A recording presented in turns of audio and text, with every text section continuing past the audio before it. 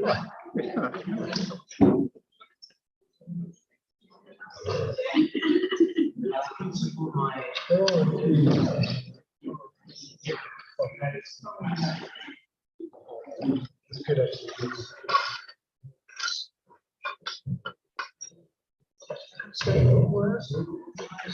yeah, when I jumped in the door, my little girl sat there.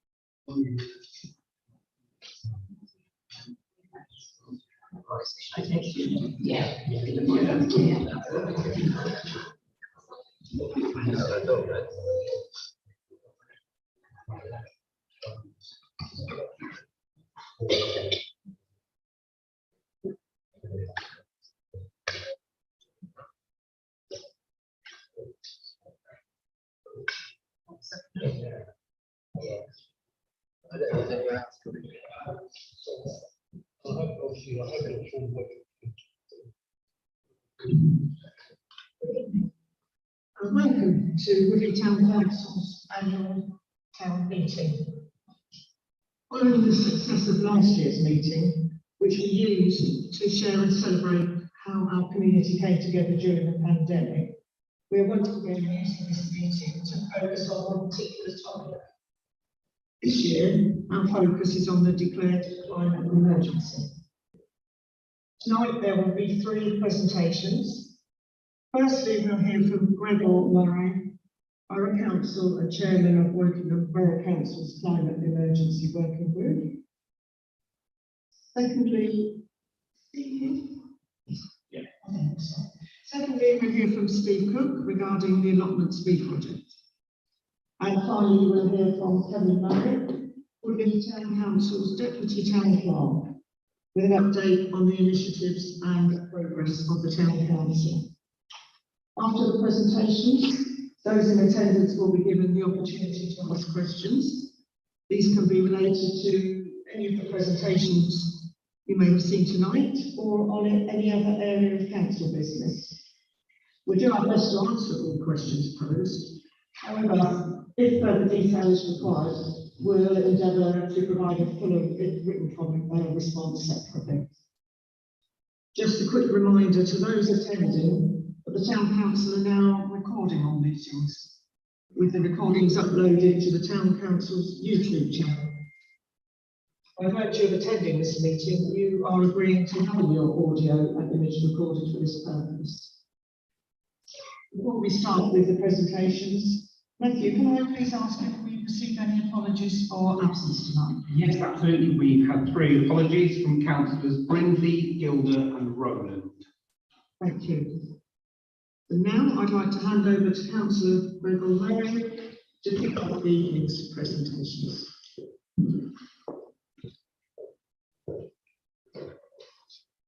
Madam Mayor, members, ladies and gentlemen, thank you so much for inviting me here tonight to talk to you about the work that I've been doing for the last 3 years. It's a great honour to be asked to come and speak at events like this. For those of you who don't know me, my name is Gregor Murray, and up until Thursday last week, I was executive member for Climate Emergency at Woking Borough Council. I've been leading all of the work that Woking has been doing in order to try and achieve net zero carbon by 2030, from a standing start in 2019. I have a few slides to talk through this evening. This is a presentation that I last gave a couple of weeks ago. Woking has been nominated for the MJ Award, which is the award that local councils put in forward in order to try and get recognition for the work that they do. And this is the presentation that we gave to that body in order to try and work a high accolade for our community. If we go on to the first slide, the first thing I talk about is we declared climate emergency in 2019. And since then, Woking has put aside over £50 million to develop our climate initiatives, which we've broken into 8 key areas. The first thing that we did was look at what our carbon footprint was, to really understand where our carbon footprint was coming from, and then we put together an action plan that will help reduce the carbon that we create. We'll do that in a number of different ways. So we'll look at things like domestic properties, look at energy generation and taking more control over the energy that we generate and use and store across the borough. We'll look at things like active transport and transport networks. We'll look at planning, we'll look at recycling, we'll look at improving the natural environment. And particularly, we'll look at the areas of schools and look at behaviour change. Because behaviour change is the single most important thing that we can do as a community to help reduce our carbon footprint. Once we've established where our carbon footprint was coming from, if we move on, we'll be able to see some of the processes that we've put in place. So it isn't just about saying we as a council want to reach carbon neutral, we have to put some processes, we need to put some governance in place. And so what you can see here on the left-hand side is the governance that we put in place across the council to make sure that the plans that we're putting in place are the right ones, they're well thought through, they're costed, and they're going to actually impact our carbon footprint. And on the right-hand side are some of the organisations that we work with. And this is a really important thing to note, because we as a council are not experts in a lot of the areas of carbon reduction. So we went to the people that are. One of the very early on ones that I went to is the Woodland Trust. We knew we wanted to plant new trees across our borough. We went to the experts, we asked them their opinion, we asked them how many trees our community can sustain. And they actually, as a result, gave us £300,000 in what they call seed capital, literally money to plant tree seeds, in order to help fund our 250,000 tree project. They also recognised that one of the projects within that was hugely innovative for a council. So we're actually going to give 10,000 trees to residents to plant in their own gardens as part of that 250,000. So whether you've applied for it or not, the applications will reopen again at the end of this year, and you'll be able to get a tree to plant in your own garden, plant in your own ground. You get a choice of what type of tree that you want, because we know that trees that you plant in your own garden are more likely to thrive. We move on to some of the examples of things that we've been doing. So this is these are a few of our energy projects. The middle one there is a school in Bullmarsh, and those solar panels have been installed onto the roof of the catering block. And so all of the kids that have their school meals in that school, the cookers that they're cooked on, are all powered by solar panels on the rooftop.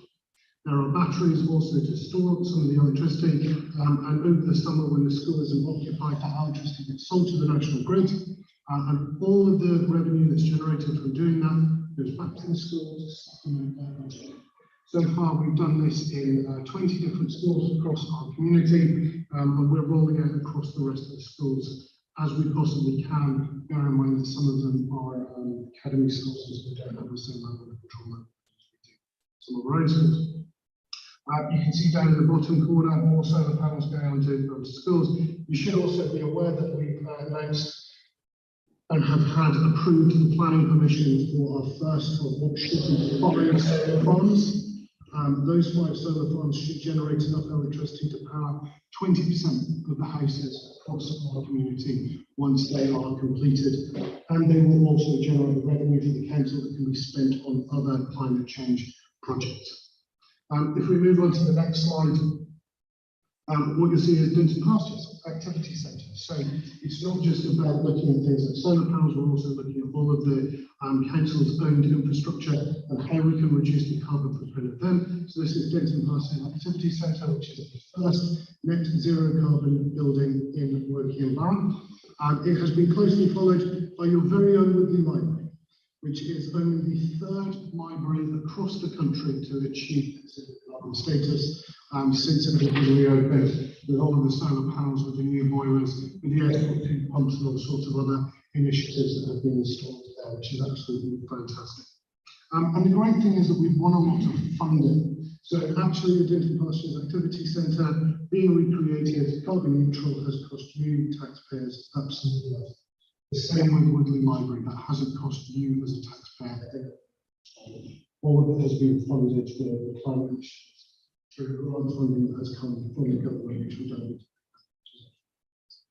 If we move on to the next slide, you'll see some more of the projects that we've been working on. This is a particular favourite of mine. So we recognised very early on that domestic property is one of the biggest sources of carbon across our community. There are lots of things that we have to do in order to reduce the carbon from them. One of the first steps we took is we went to 1,500 of the least energy efficient homes across our borough.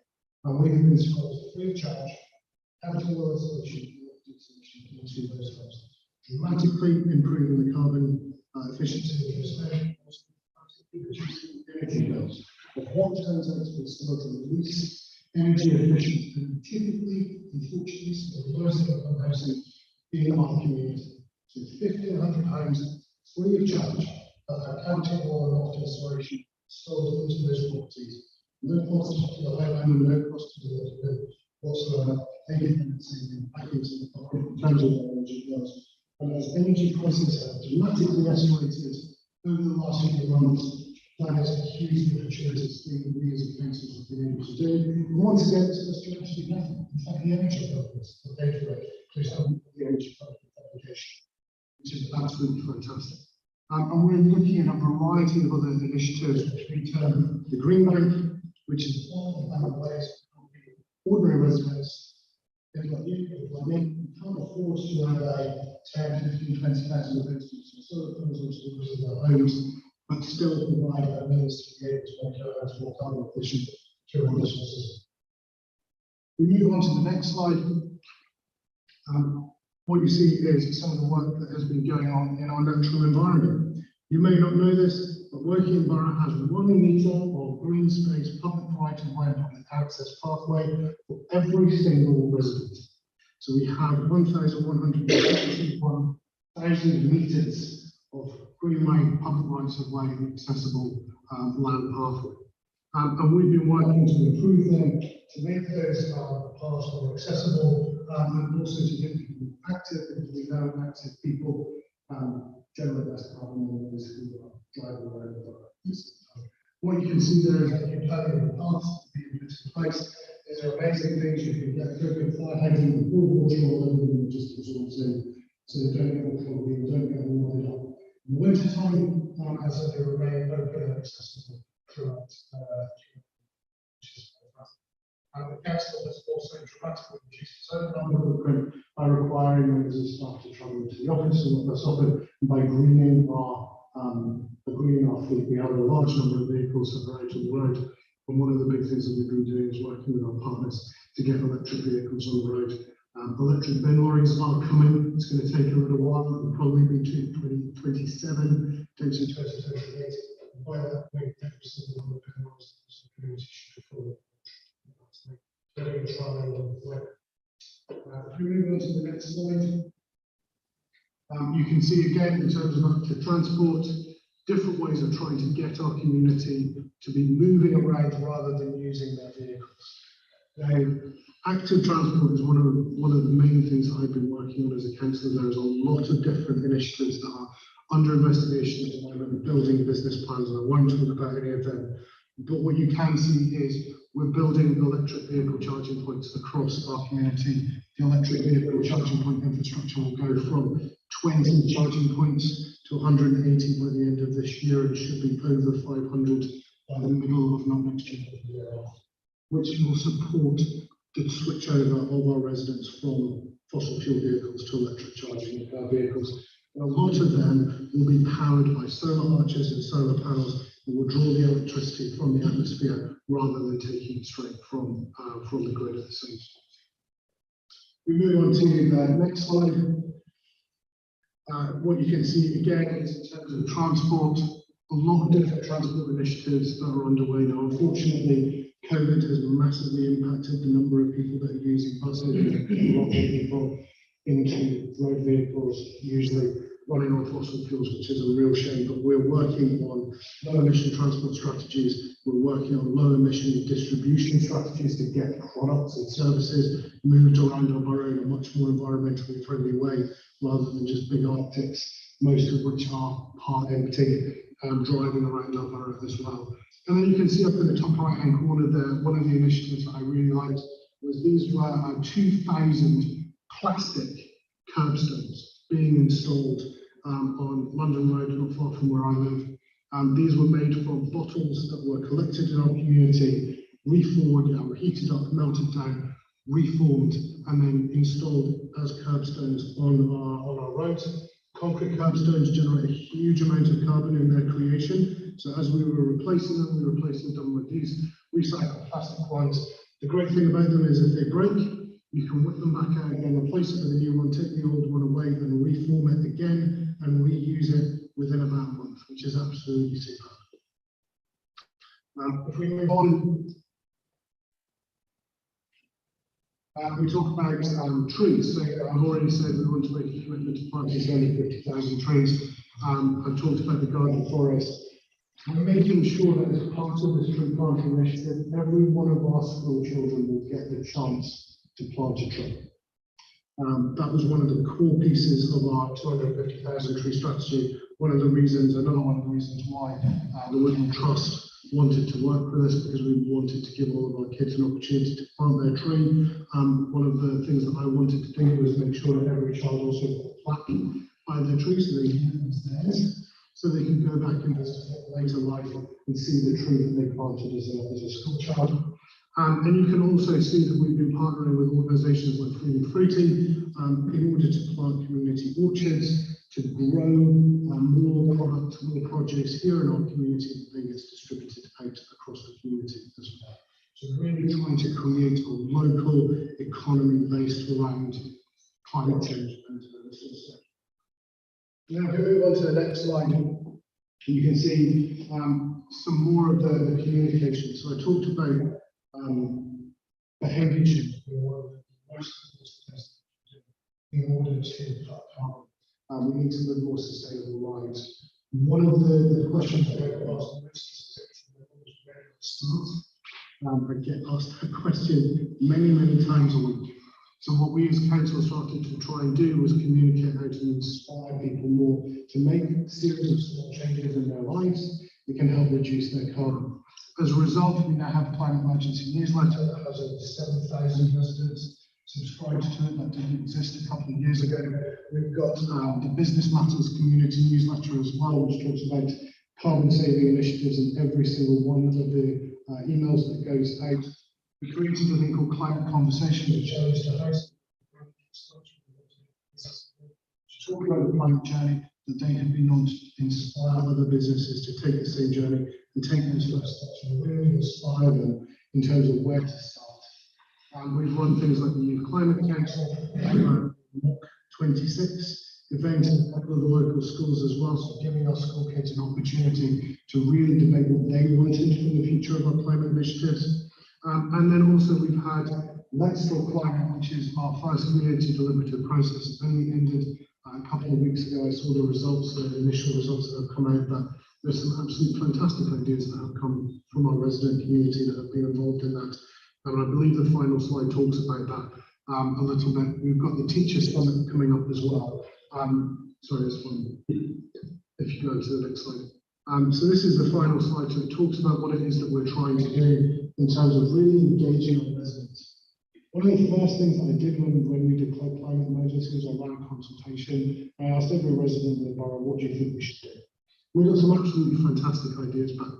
We got some quite similar ideas back. So a lot of people said plant more trees. Okay, we're going to do that. One person said cut the global population in half.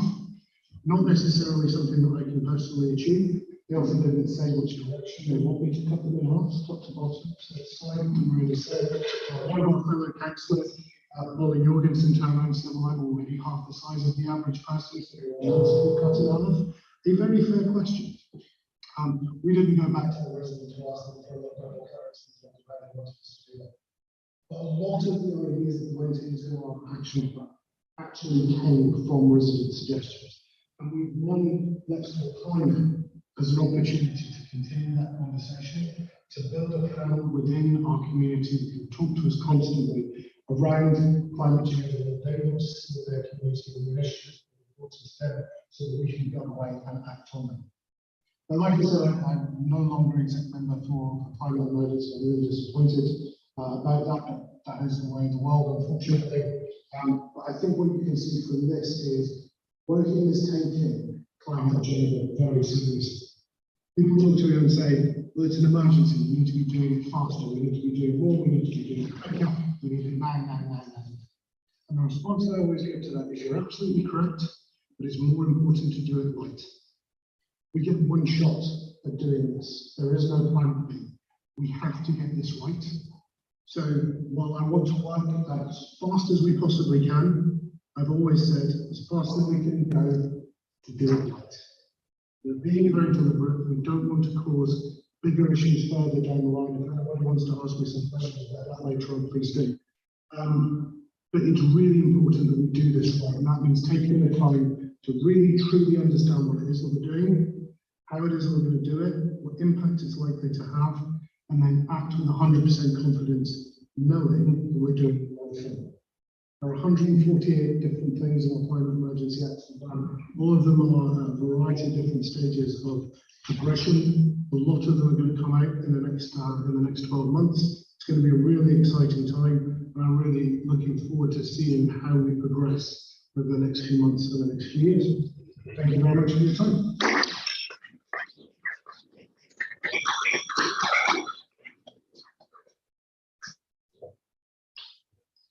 Thank you so much for your presentation, Gregor.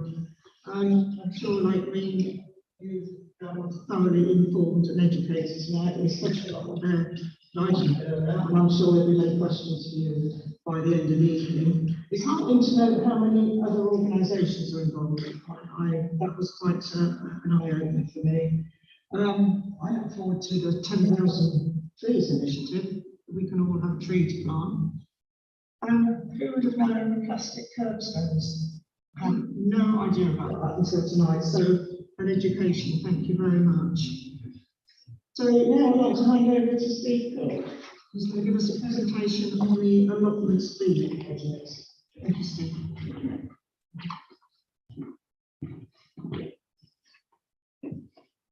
Good evening. I'm a local beekeeper, and going to have to come along and talk about the beekeeping project at the Reading allotments. I should start with an overview of the bee project. We move on to just the life cycle and make it with beehives. Moving on to the benefits of pollinators and how individuals like yourself can help in this project to encourage pollinators. At the end, I'll be asking questions, so we'll need to have your fingers ready on buzzers.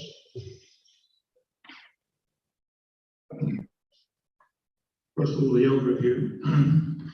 The project started on the original allotments in 2020. This was initiated by the allotment committee, primarily by the late Scott Holding, and at that time. They asked volunteers to perhaps get involved with the project, and I put my hand up as I was already a beekeeper in the area. So that was 2020. To become a member, people had to volunteer. They had to be members of the Reading Museums Association, which is affiliated to the British Baking Association, which gives people a third-party insurance cover.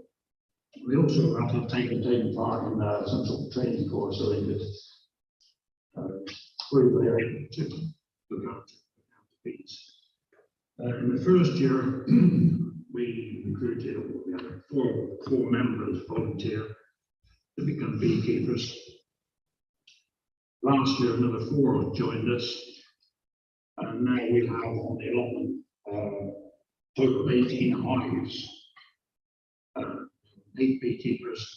We also have what we call splits, so we've got another 5 hives which are splits we take from the hive to discourage the bees from swarming. The 8 beekeepers were split to small male. I'll move on to the life cycle of the honeybee and the makeup of the hive, because it will give some indication of the importance of the pollination process. The honeybee hive is primarily a female society. It's mainly made up of males. In the height of the summer, the hive can contain about 60,000 bees. And these are, say, mainly female. They're known as the workers because they do all the work. There's one queen bee as part of the hive, and 5% drones. Drones are males species. Males do very little work in the hive, apart from have sex in honey. The queen lays the eggs into preformed cells on a frame. In the height of the summer, the queen bee can lay about 1,500 eggs a day. So population very quickly built up as you gather up to 60,000. The population does decline in the winter, probably down to about 10,000. Each egg takes about 21 days to hatch from the point of laying. And following that, the bee lives in the summer for about 6 weeks to work a bee. Of that 6 weeks, the first 3 weeks are spent in the hive. So they're doing cleaning of the cells, feeding of the brood, feeding of the queen, security of the hive, those sort of things. The next 3 weeks are spent in foraging, as we call it. So this is where they go out and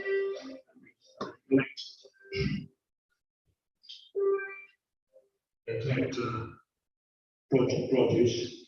A bee will collect 4 things. They'll collect water, which they use either to dilute the honey to feed on. They also collect water to control the temperature of the hive. So in the summer, when it's very hot, they'll bring water in fat and provide natural air conditioning. They'll also collect propolis. Propolis is like a glue, which they use to stick things together in the hive. So they'll stick frames together, they'll stick together the sections of the hive together. Then they collect nectar and pollen, which is obviously the important part of the pollination process. All these tasks that bees undertake are done by instinct. There's no committee at all that runs to say you're going to do this, you're going to do that. It's all it's a matter of course. So moving on to the pollination.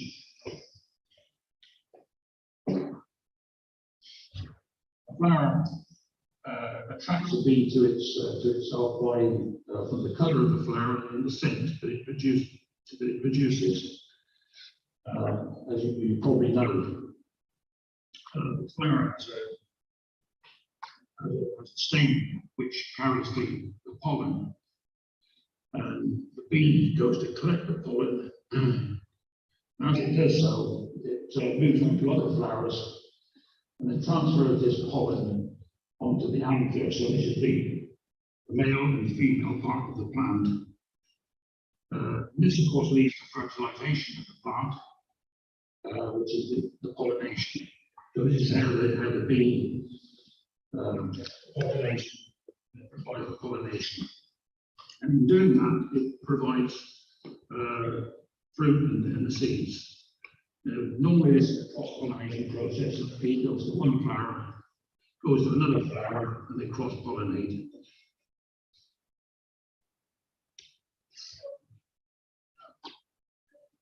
The railroad allotment, indeed any allotment site, is an ideal site for keeping bees.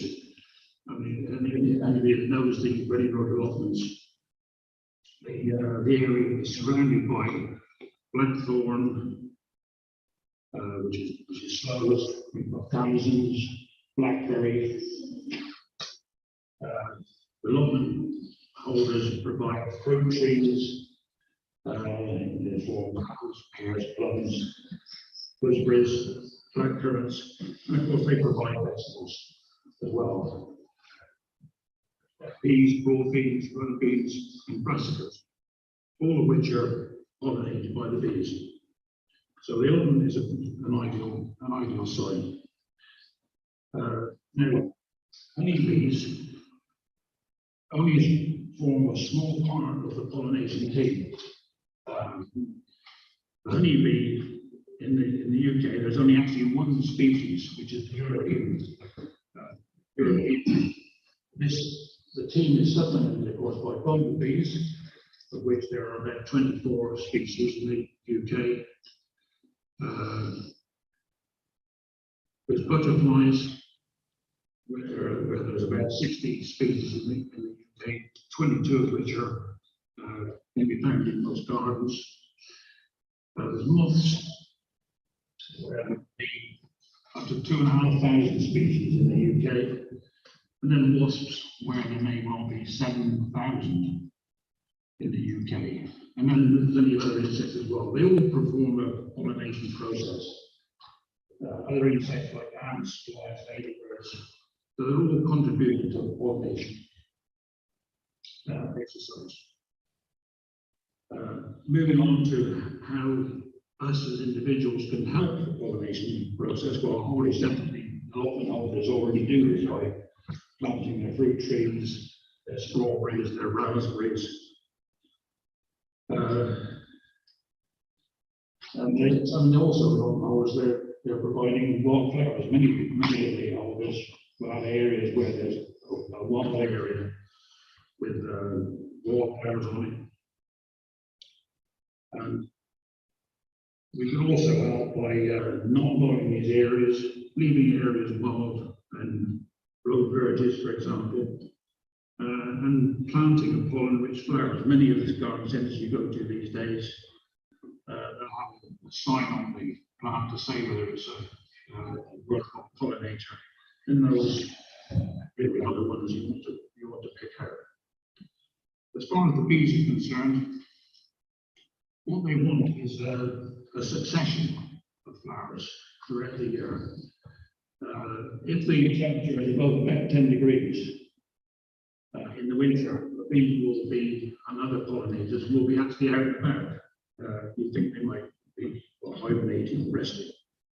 But in fact, if it was above 10 degrees, which is going to be happening in December, January, February time, they'll be out and about, and we need to be providing them with nectar and pollen sources to be successful. In doing that, I'll just list a few flowers that are important. In the early part of the year, we have crocuses, snowdrops, bluebells, hellebores. These sort of plants are absolutely ideal. Dandelions, most people think of dandelions as being an unworthwhile weed, but is a major contributor of pollen and nectar for bees and other pollinators. So if I see it down the line in the garden now, I tend to leave it rather than pull it up. Tree pollen is also very important. We talk about planting of trees. Like in here, part of the earth, there's hazel, bushy willow. They're a great provider of pollen. Moving on, there's things like monastery, we have heard of mahonia, daisies. Daisies are various forms of daisies, black-eyed daisies. Also, there's borage. Borages are very useful plant. You may have seen it on allotments or other gardens. Borages are like a blue flower. The importance of things like borage are that they actually replenish their nectar in about 20 minutes. So a bee can go along, forage the nectar, go off, come back in 20 minutes, and it's been replenished again. And there's several flowers that can do that. Daisies, Longworth, alliums, which is the onion family, comfrey, cornflowers, cornflowers. These are the species like echinacea, Rebecca, and we all know buddleia, which is a great, well known as the butterfly plant, lavender. And then to finish off, at the end of the year, ivy. Most people regard ivy as being an invasive sort of weed on trees, but when we get to September, October time, ivy is a major contributor of nectar for the honeybee. That's it. Thank you very much.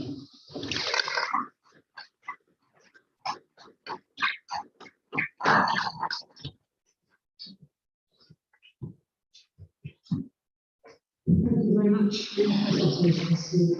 You're obviously very passionate and interested in this subject. Interesting to hear about the division of labour between the male and the female, but I'm not going to be drawn into that. Great deal of respect for very good cooperate as well as that. Yes. I think they're far more intelligent than us in some ways, very superior species, I'm sure, but fascinating subject. Thank you very much. So finally, tonight we're going to be hearing from Kevin Murray, Deputy Town Clerk here at Woodley Town Council, who will give us an update on the initiatives the council are currently holding with regards to tackling the climate emergency. I'll hand over to you now, Kevin. Thank you.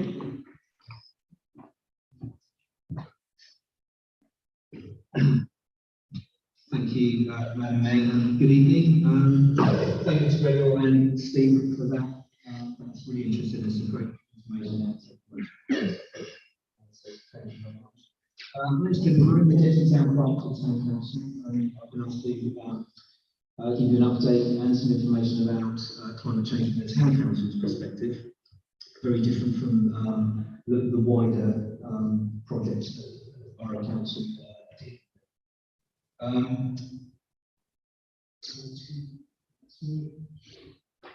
So I want to tell you so far a bit of background. The Town Council declared climate emergency in October 2019, with the aim of becoming a carbon neutral organisation by 2030. This means the Council has acknowledged that it needs to take some actions and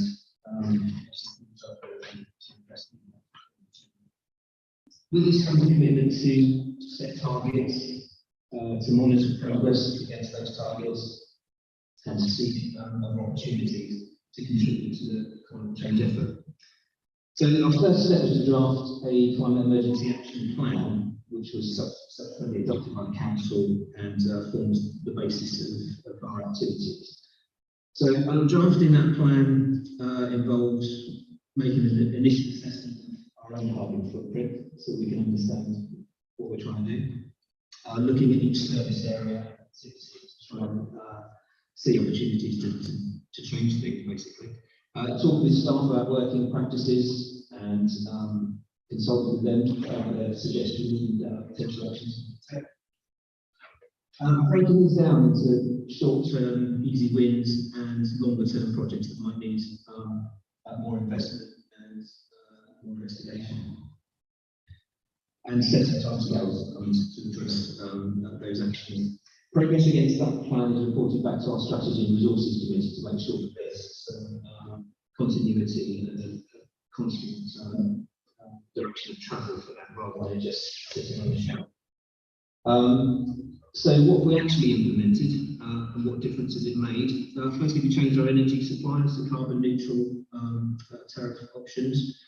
We completed the solar panel project on this building and our leisure centre, which involved a 20-year contract with the Reading Community Energy Society, which is a double win for us in so much as it provides energy from renewable sources, but also means we get a fixed rate, a daytime electricity rate for the whole period of the contract for 20 years, so that we're saving and increasing saving over that period. And with that scheme, reinvest in the scheme as well to fund other environmental projects in the area.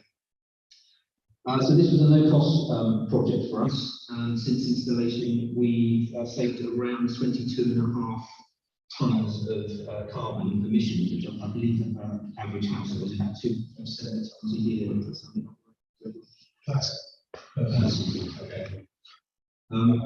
We've installed LED lighting at Coronation Hall, and we're expanding that through residential buildings. We've got a project at Hyde to rewire the leisure centre, so obviously that's formed a large part of that seeing opportunity.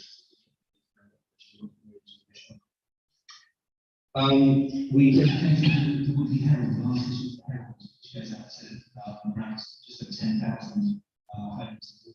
We dedicated that issue to climate emergency. To try and do our bit to engage with residents and get that message out from other places and borough council information projects that are happening there, national initiatives, meetings, social media channels, and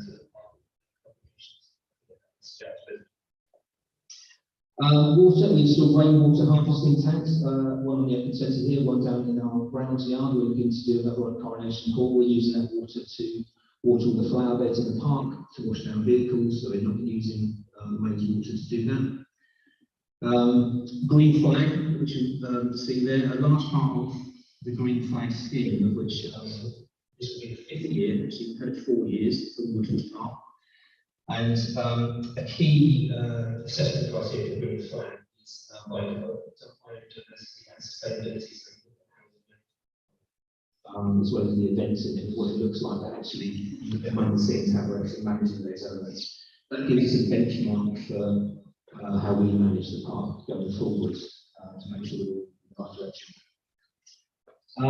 So in addition to the larger projects like the regeneration of the lake, this also feeds into other simple actions like our wild margins around our open spaces and leaving felled or fallen logs for habitat features and things.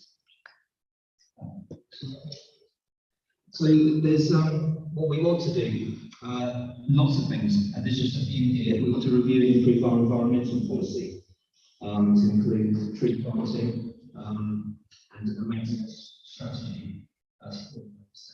So far, we've done some of those things, but we haven't got those things formalised in a policy document. We want to plant more trees and community orchards, and we're looking at working with the Borough Council and with organisations to do that. We've done some of that already, but we want to do more. We want to reduce our energy and water consumption, replace our petrol and diesel vehicles with alternatives. Recycling waste from our parks, we want to do that better and give people opportunities to segregate their litter and rubbish and recycle that. Introduce and promote more rainwater harvesting at the allotments, both in terms of encouraging tenants to do what they can on their plots, with the equipment they might have. We've also been looking at options for creating some water harvesting stations at the allotments to reduce reliance on the mains water up there. And we want to engage better with the Borough Council and with other parishes to maximise the assets and means that we have. And this is really happening through workshops and things that Greg mentioned. But we've got more to do there. And I know parishes are working towards that, and the recent liaison meetings with the Borough Council were really helpful in get organised on that, but we've still got more to do. So, thank you.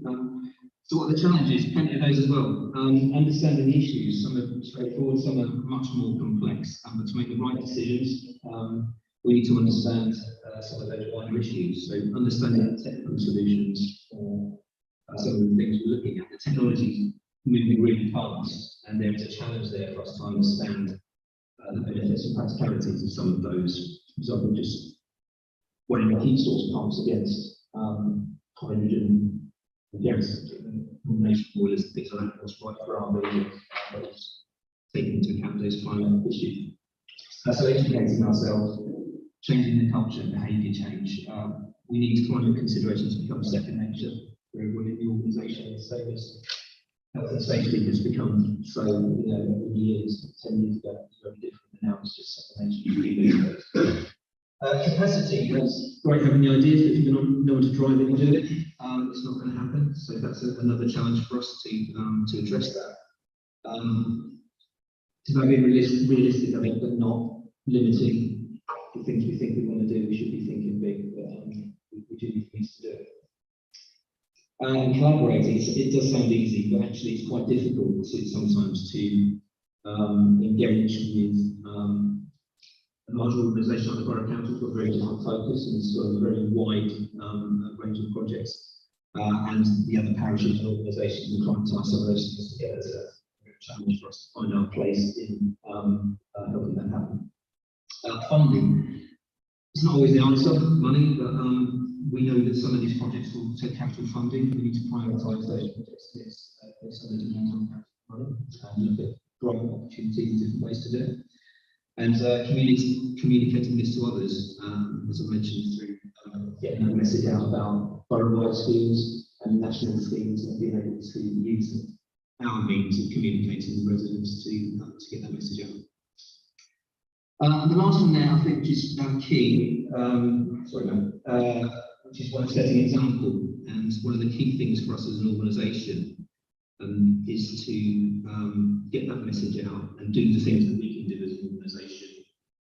Reducing our carbon footprint is not going to save the planet or even make a massive dent in this area. Being able to get that message out, setting an example to other organisations, that just might make a difference on a wider scale. Thanks, mate. So how are we going to do it? A number of ways. Building environment considerations into our decision making. We have an item titled environmental impacts on every report for decision that goes to our committee meetings, so that it's built into the decision that members make, rather than being an afterthought. So simple things, but just gets that behaviour change and getting things into the normal way of thinking rather than being an admin. Making sure our procurement of goods and services considers climate emergency. We get environmental policies from our suppliers and contractors, and make sure that we're using sustainable products and always looking to change some of those things where we can. Changing the culture, which we've talked about, just changing the way we think on a day-to-day basis, so it's second nature, and educating staff. And making funds available, we spoke about, there's competing issues in all organisations for funding. It's about prioritising those things, but in a realistic way. Thanks. So bringing on to some of the things that you can do, there's just a few suggestions there, and many of us will already be doing many of these things. And one of the things that we also want to do is to update our website and our information, so that information is there for residents, so to help them to make good choices. That sounding patronising, actually, the easier you can make it for people, the more likely it's there. So the last slide, which is what would you like us to do? We haven't done a formal consultation on what residents might want this council to look at. We would like to know what people think. This will be something that we're looking at as part of our climate plan going forwards. And there will be things that people are doing, that people are aware of, that residents are aware of, that we can look at and think that we can do differently. So that's very much something that we are looking to do. It's a big learning curve for all of us, and I think the message there is we're on the road. We're certainly not there. We've got a long way to go.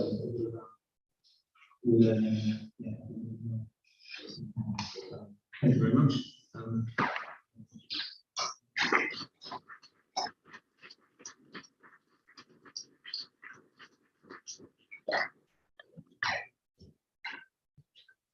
Thank you very much. What you said, there are still things to do. I found it quite reassuring that there's a lot that's already done.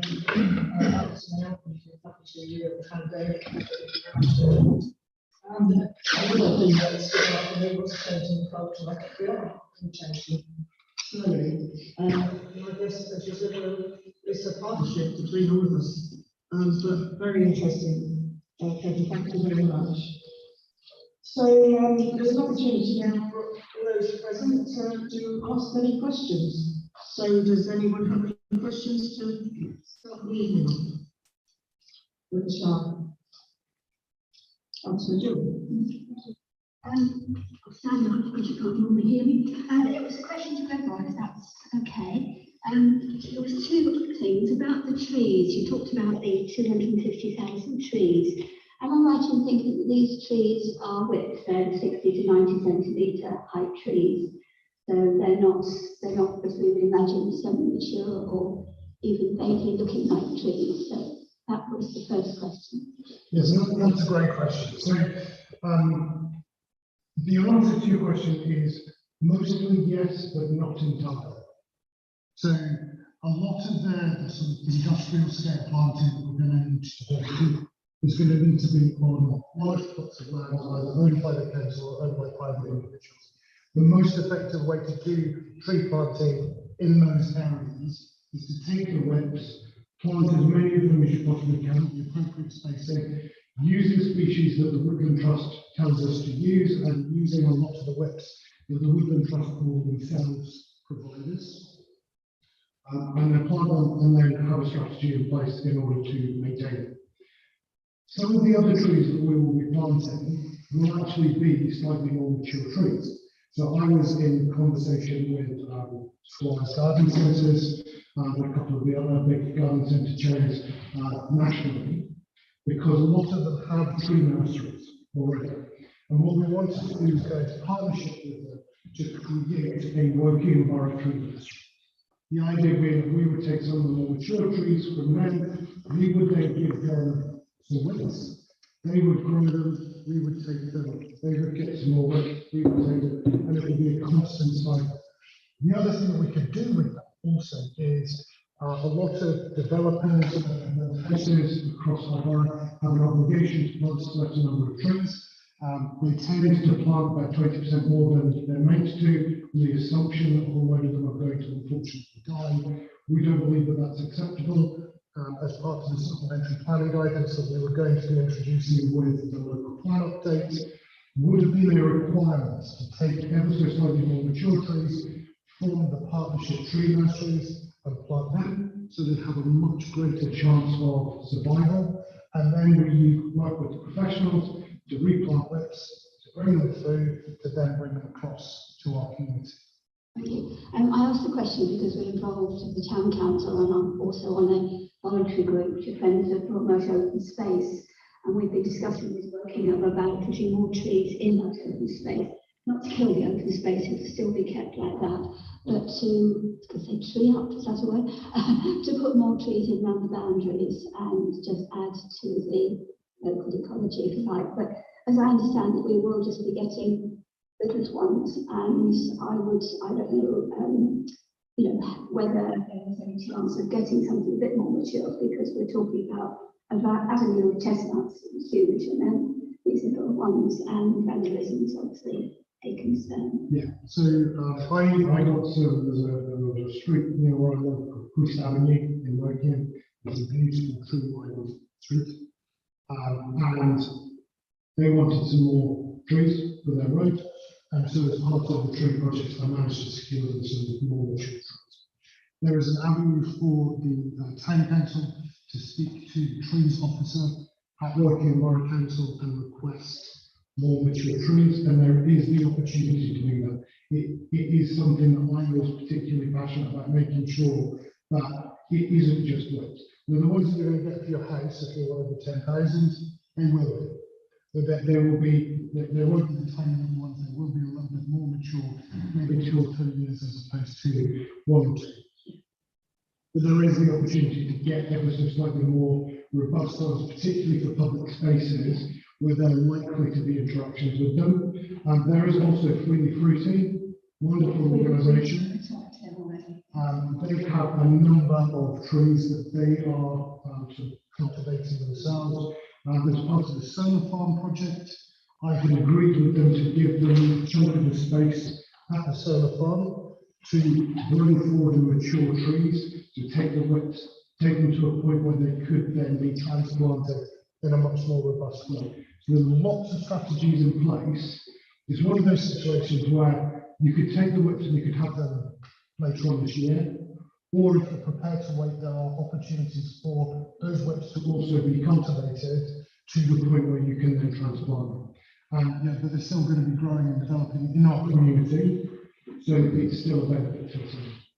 And finally, very quickly, I suppose if I'm popping the questions here, it's really important in any strategy to actually improve something, or believe that you are improving it, monitor it, and then measure it, because you've got to know whether you're actually making a difference. Now, the statistics we were working with way back when we declared the climate emergency were a little bit adrift, let's put it that way. They were from the government. Are there any better statistics available now that we can use? I really wish I could tell you there was, but there isn't. So the main statistics that everybody has been working from are the DEFRA statistics, and they're produced 2 years in arrears.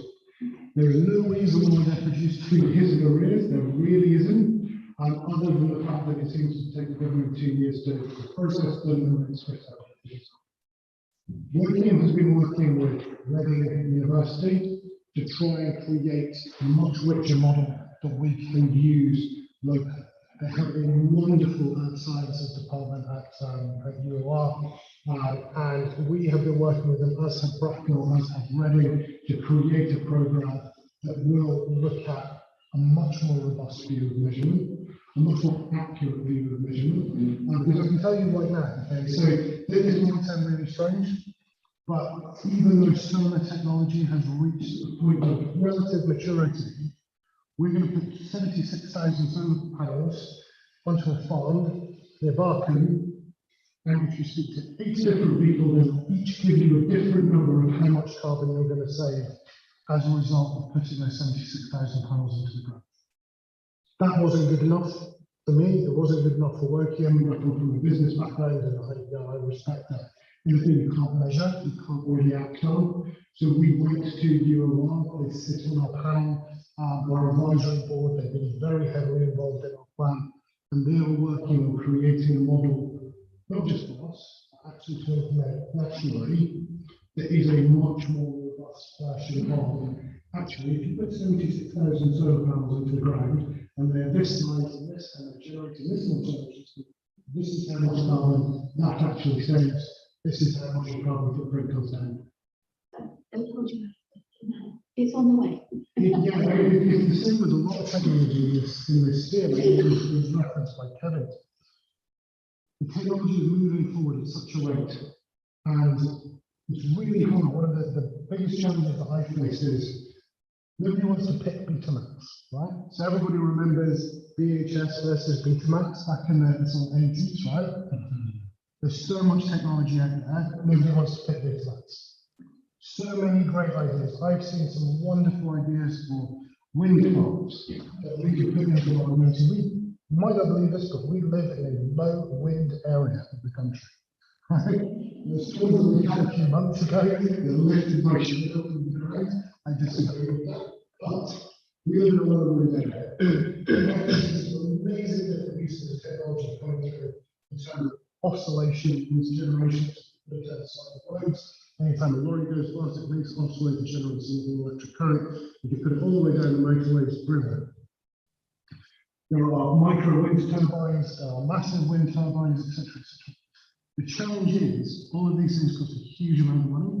We're going to have to put up a massive capital outlay to be able to do it. and nobody wants to pick Betamax. Because if you pick Betamax, in 3 years' time, 5 years' time, 10 years' time, you are going to have to replace it.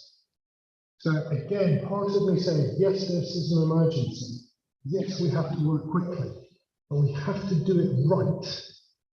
One of the examples is we don't want to pick Betamax. Okay? That makes sense. Yeah, possibly it is.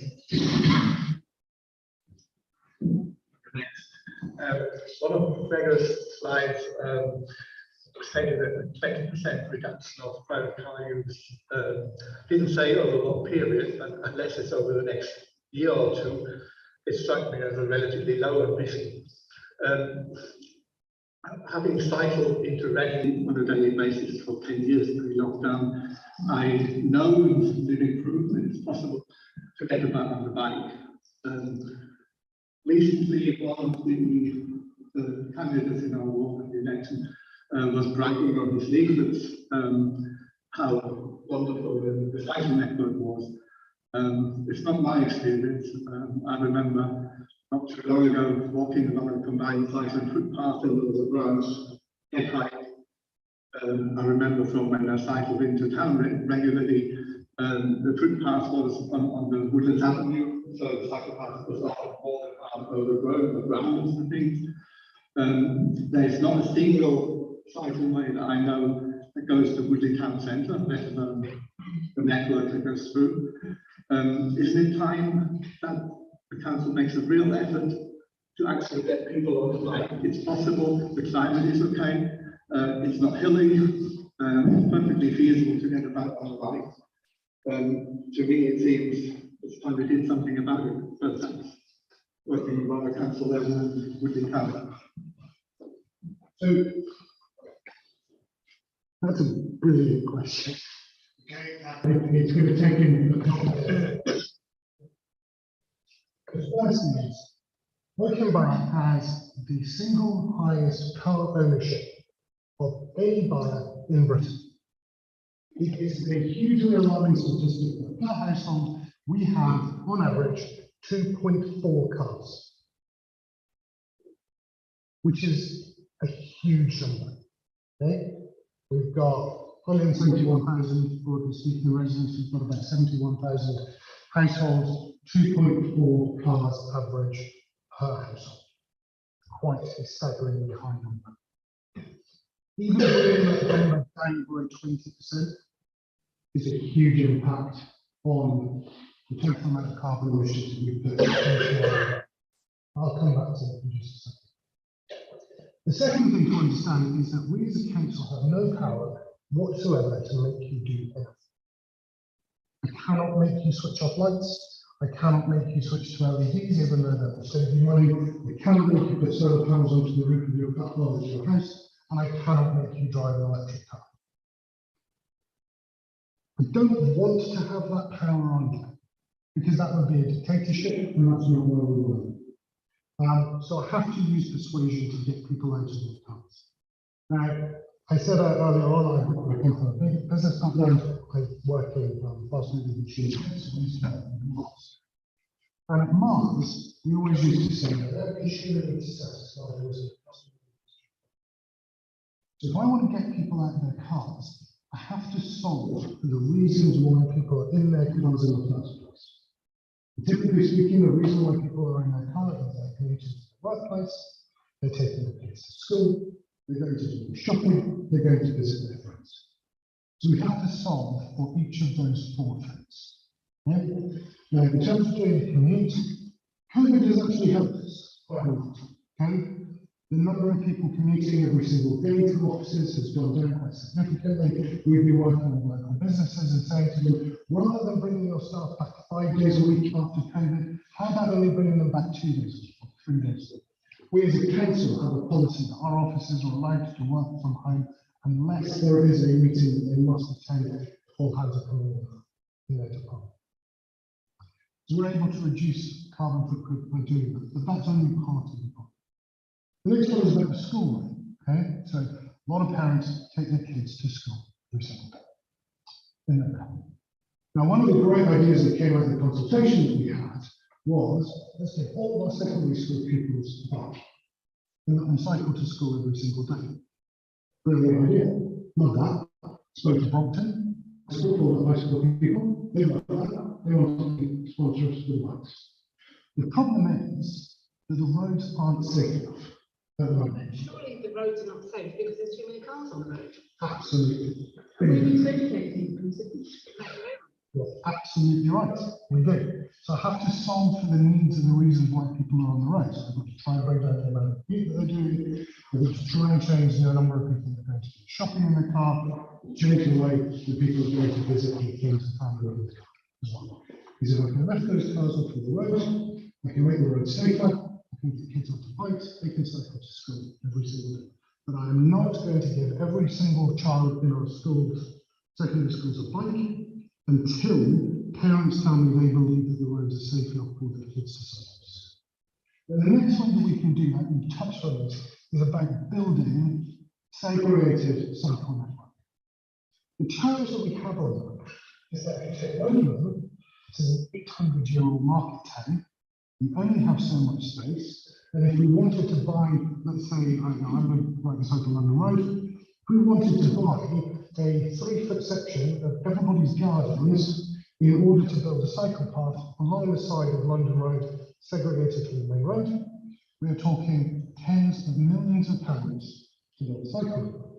The same through Woodland. The only way that you're going to get segregated cycle routes in some communities is literally by taking chunks away from the pavement and taking chunks away from people's gardens. And that ain't going to be cheap. It's not. So we have to look at other solutions first. Okay? One of the solutions I was advocating, and we were doing a feasibility study on it, is I spoke to an organisation called Cerebral McAlpine. They are the people who built the Heathrow pod. So I don't know if you've been to Terminal 5, but there's a car park when you park up, and you get onto a lovely electric vehicle, and you press a button, and it takes you right to the terminal. Absolutely fantastic. You can do that from your mobile phone. They run off of a Wi-Fi network. They can be guided along the roads. So what I wanted to do is bring a trial to Wokingham of a number of these pods, create a couple of different pod stations around the community, put some in the town centre, put some in the stations. Because that way I can get people out of their cars, because it would cost less to use the pod than it costs to park people in the slot. Part of the challenge with buses is that, unfortunately, it's more expensive to go on a bus than it is to car. If I take the bus from where I live into Woking Town Centre, it costs me £1.80. It's my life. If I park in the town centre, it costs me 80p an hour. So what do you think I'm going to do? Is that how I'm going to do? Is it going to take a fix? So we've got to solve, to your point, got to solve the reasons why people are driving their cars. I've got to think all the way through this, because I don't want to create another problem further down the road. So, absolutely, I'd love to get more people cycling. Active transport is brilliant. Type 2 diabetes is presentable in 92% of cases. It is the single biggest cost to the NHS, other than wages, it's type 2 diabetes, and moving around more prevents it. So if I can get people walking, if I can get them cycling, I can get segregated cycle network, I'm happy. But I have some real life practical challenges to face first. And please remember, I cannot force you to help and stop your car.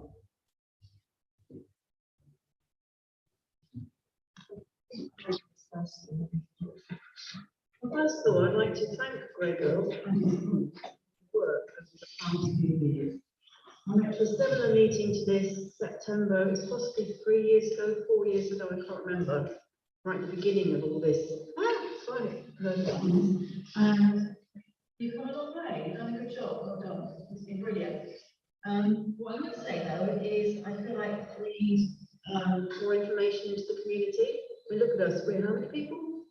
15, 20? I don't know how many people we would leave, it's a long time. I was wondering whether you could use the columns in the precinct, you know, things that got posters on, any empty shops as a sort of pop-up this is what you can do to stay compliant, kind of informative thing. More information in the library and so on. I appreciate the little woodly herald came through, but the last small print. So obviously, you know, you're trying to, but we need more people more informed about what you guys are doing and things that we can do to help you. And I wish we could ban SUVs personally. So behaviour change is the single most important thing we can do to combat climate change. And just inspiring people to make some changes can have a really big impact.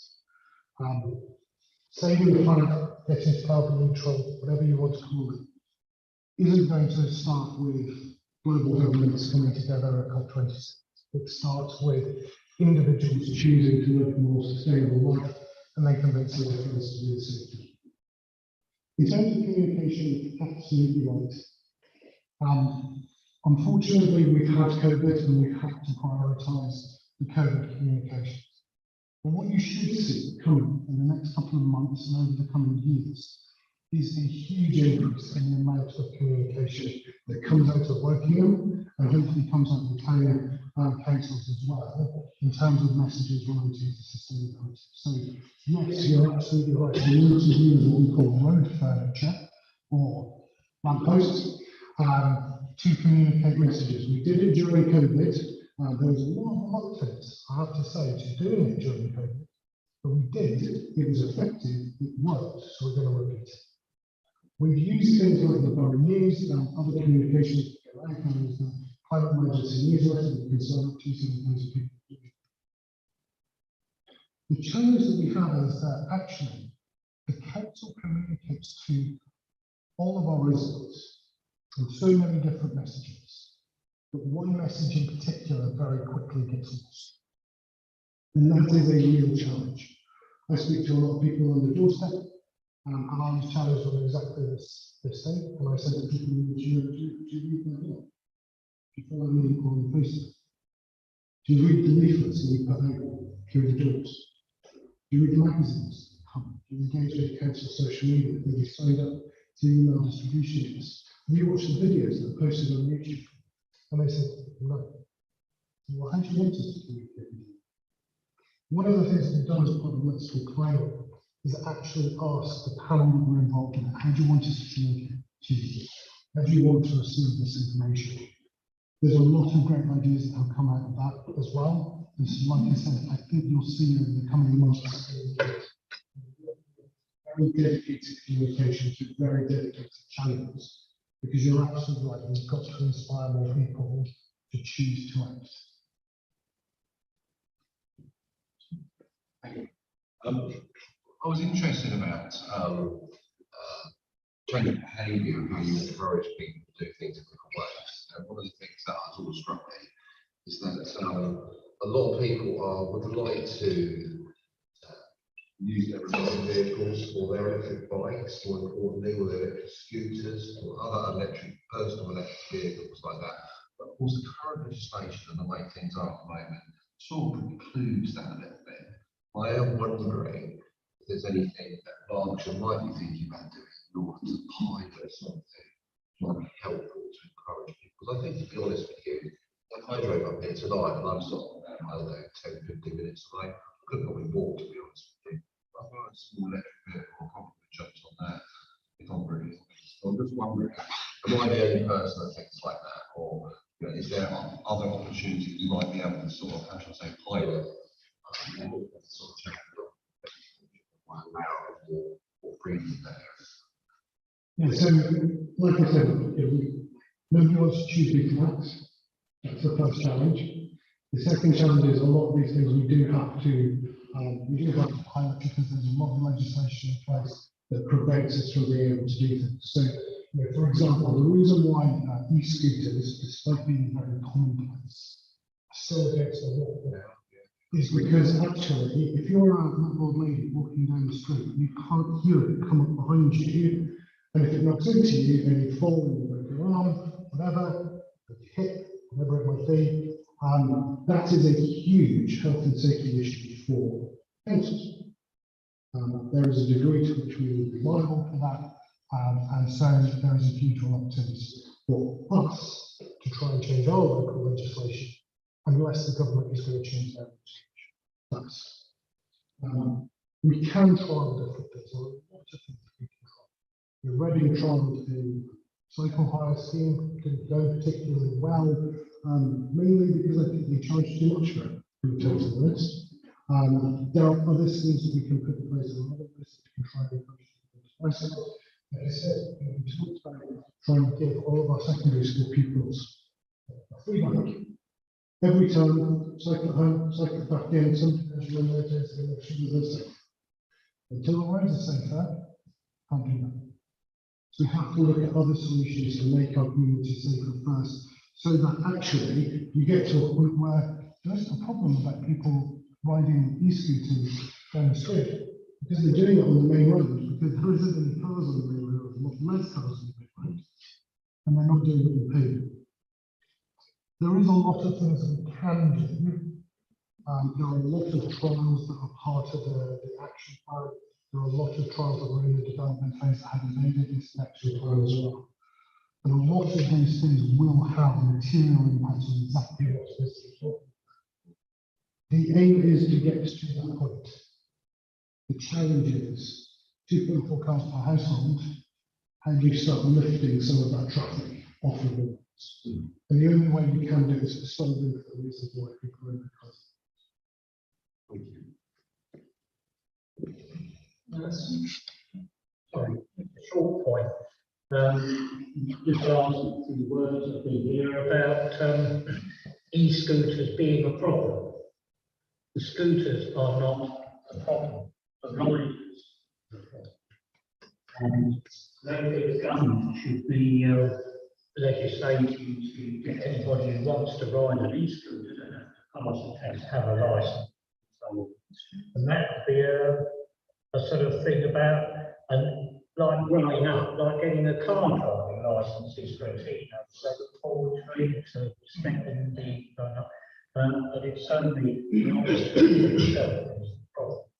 Interesting point. I'm very interested in all of that. I think that the point that the gentleman there made about the electric bicycle, I can safely say I've got one and they're marvellous. Yeah, I mean, as I say, I mean, obviously it has to be legislated, it has to be introduced in a way which is safe for the public to use. But if you want to stop 16 and 17 and 18-year-old kids who are coming out of school, getting into their first car, and you need to give them an alternative. And so, in my mind, there's an opportunity there that if it was explored in the right way, and if we piloted it in the right way, we might be, how should I say, we might be groundbreaking. We might have to buy a big house for the next 5 years. But actually, it might encourage a change of behaviour, which we could then support or in a more consistent way. So I think it's the way forward. I really do. I mean, electric cars have still got some way to come, quite frankly. But sort of like short distance electric transport, individual vehicles like that. I think there's an opportunity there, even if it's regulated in a good way. And I believe, if you can ensure at the post office, and you can get this done locally through your school or through your technical college or some other place, or through the town council even. If you can do that, this infrastructure is there, it's just got to be used in a way which is maybe a little bit different from what you should to do that. I think we might have opportunity there. There is some draft legislation around e-scooters, and it's been drafted by government. I think it's sitting in the Cabinet Office at the minute.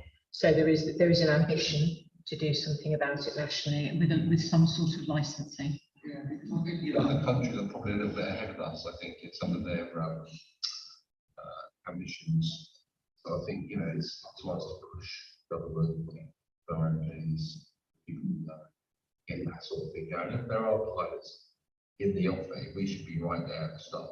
One of the first councils to do it, for the very reason that we've got 2.5 cars now. And I think we've got a discussion of planning the community about electric scooters coming up in winter. We do. We had a Thames Valley Police coming to talk to us about So keep your eye on that agenda, there might be something. I went to Angels and said, look, we're going to give you, 50 electric scooters. We're going to test them, insure them, and but every child that uses them can't be driven in by their parents. They have to use their scooter. I wonder what effect that would have in 6 months as well. That's interesting thing. The problem is with your electric scooters is where are they made? They're not made in China. Therefore, a lot of this technology that we're all sort of basing our hopes on is creating CO2 emissions elsewhere. So, we save our CO2 emissions, we think we're clever. We've gone and raised someone else's CO2 emissions across the planet. Yeah. Yeah, okay, just. You're talking about individual behaviour change, and but I think it does need to come from the central government, and I don't get the sense at the moment that central government are taking it seriously. Is there anything you councils can do to try and push that and to make them and to influence? Yeah, really. I think my own experience in working is the number of hurdles we've had to go through in order to be able to put this sort of things forward. The level of detail that we've had to go into in order to make sure safe and compliant with what the expectations of the legislation are. Working with council has a guy who is our risk officer, and if you ever speak to him, oh my God, it's like life is going to things. His entire job is to be the most on earth. And when you go to him and you say, right, I've got a solar farm, his job is to tell you everything that could possibly cause death from a solar farm, and then make sure that everything is covered. And that piece of work takes a long time. My sense from government is that if I've got that much that I have to go through, I can't imagine the level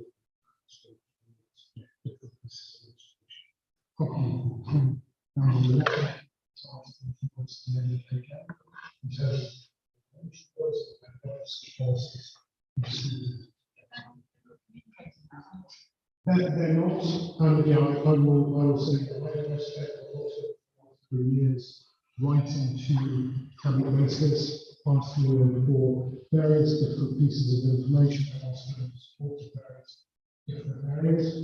And some of them have had some actually fantastic responses from, and others.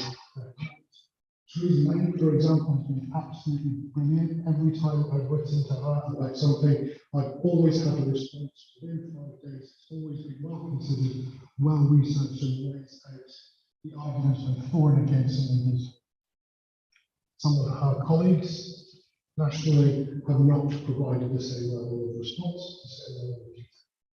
I'm not going to pass any form of judgment or comment over that.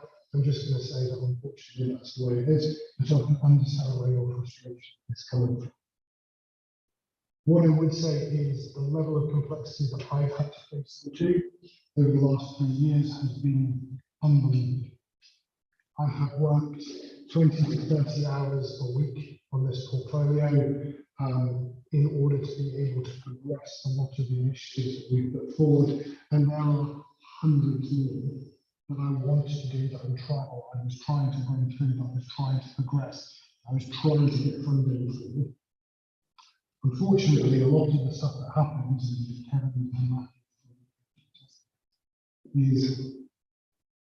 you get funding for the things that other bodies want you to do. It's not necessarily the exact thing that you want to do, or in the way that you want to do it, but it is the funding that is available.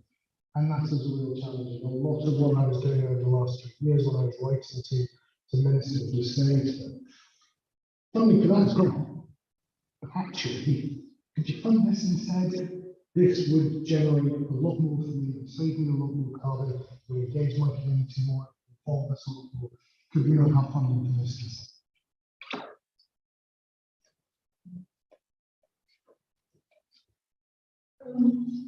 did have a question that was submitted to us prior to the meeting from Juliet Shalat. I don't think she's here.